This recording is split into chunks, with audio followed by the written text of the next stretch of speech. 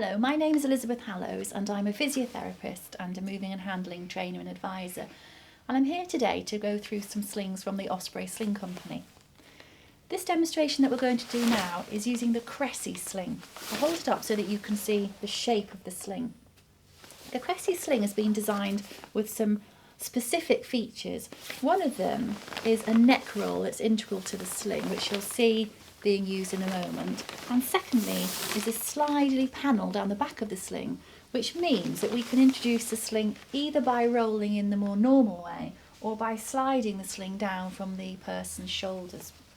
This sling comes in 9 sizes, 3 child sizes, 3 adult sizes and 3 bariatric sizes, and also comes with a 2-year warranty.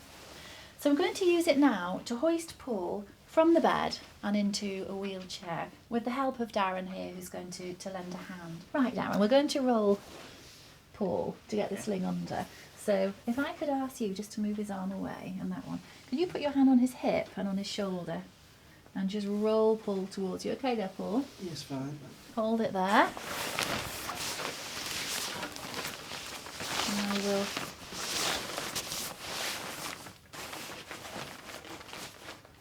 see if I can get that in just a bit higher. Okay, and then back towards me. That's it. Paul, if you bend this leg up for me now and bring your arm across. That's it, shoulder and hip.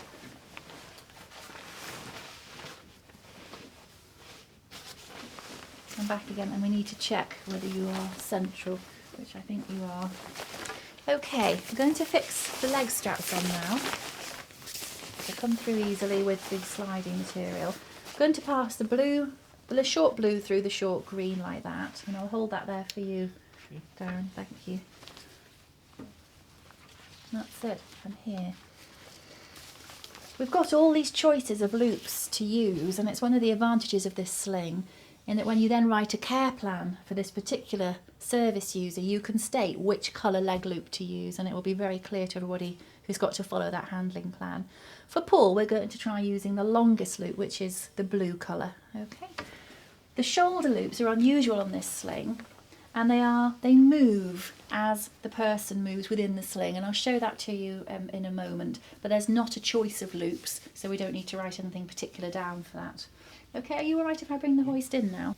Okay, the next job is to attach the sling up to the hoist. We've lowered the spreader bar down and we're just going to easily attach the shoulder loop over the outside strap.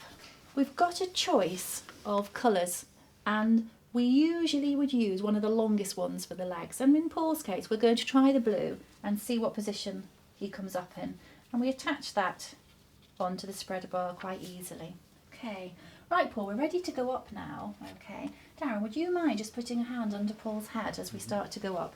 And I'm going to just keep a hand down here and pull this part of the sling away from the groin, just for extra comfort, really.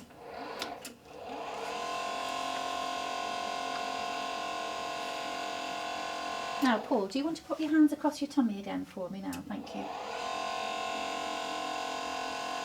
Okay. You can just lift his head up slightly.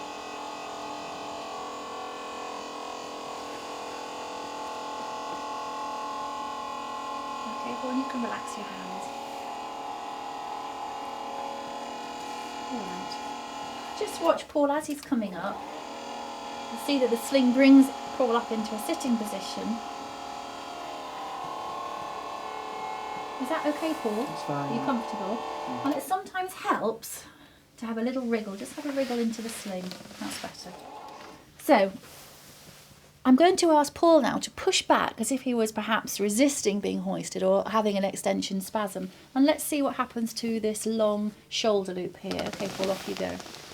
So you can see that even with a really massive movement from Paul, the sling absorbs the movement. The shoulder strap itself comes through the hoist. And what that means is that Paul's bottom is staying in the same place. Okay, Paul, thank you. With a standard sling, what tends to happen is that because this length is static, as the person pushes back, their bottom slides forward and potentially they can get further and further down in the sling, and it can become quite a dangerous position to be in. So this sling is designed specifically for those people who do push back or who spasm backwards.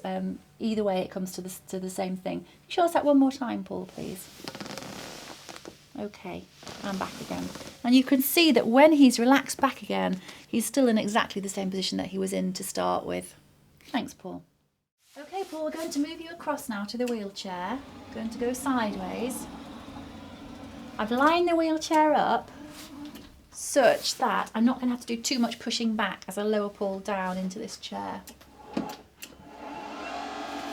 The brakes of the wheelchair are on, and I'm going to gently push back.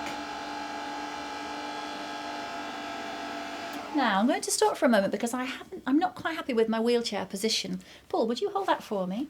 And I'm just going to nudge this wheelchair a fraction further forward. Let's try again.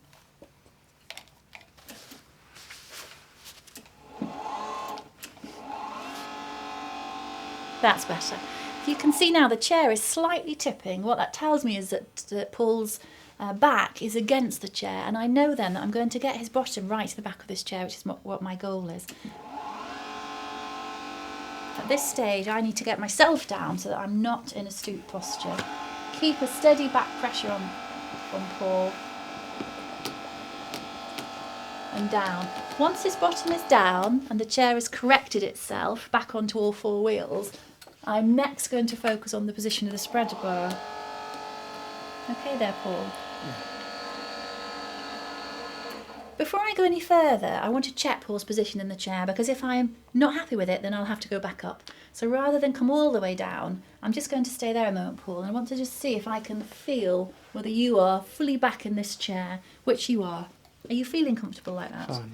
So we'll carry on down and pulling the spreader bar forward away from Paul's head.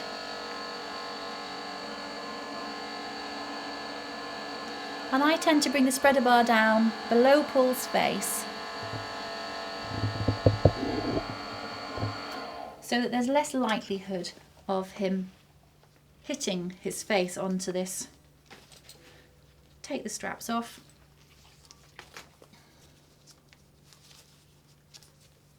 And get the hoist out of the way pretty sharply.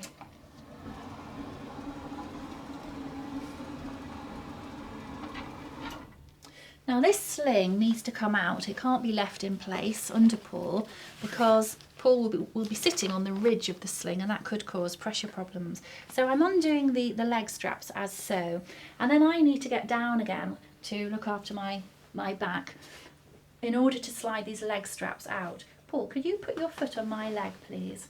What that's done is open up a little gap here, and I can just fold the sling away from Paul and out, and the slippiness of the material helps that. I'm going to carry on forcing the material away from Paul as I take it right to the back on that side.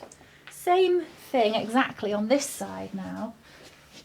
Paul, that's it. So folding the sling under itself and pulling out, and then again trying to keep that feeling of pulling it away from Paul's skin to the back of the chair. Now, Paul may be able to sit himself forward, in which case I'd get him to do that, but it may just be that he needs a little assistance from me to do that, in order that I can then, with a quick pull, get the sling out. Okay, Paul, are you comfortable in your chair Fine, now? Yeah. Thank you. So we've used the Cressy Sling to hoist Paul from the bed into the chair. Other slings in the same range are the Flexi Sling. The Flexi Sling is similar to the Cressy Sling, except that it has a fixed head support rather than a neck roll. It also comes in the same 9 sizes as the Cressy Sling.